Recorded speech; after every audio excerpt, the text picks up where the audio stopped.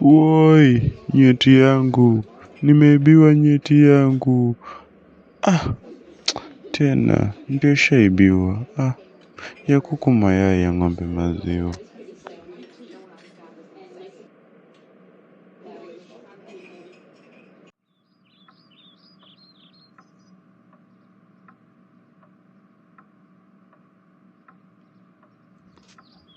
Baby, hata sijui nikueleze nini yake.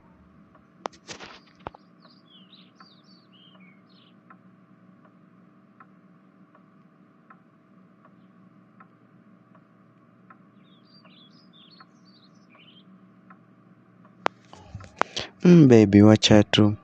Kuna kijana anakusalimia kisha anatoka na sehemu yangu ya siri.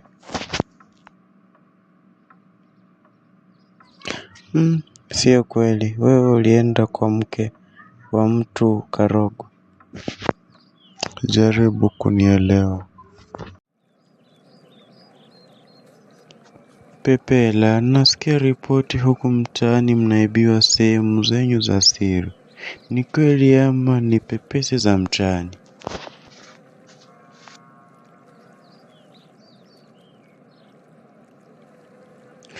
Sijui ni nini. Hata mshikaji wangu pia alitolewa. Pole sana Pepela, kwa hayo yote yalimtokea rafiki yako.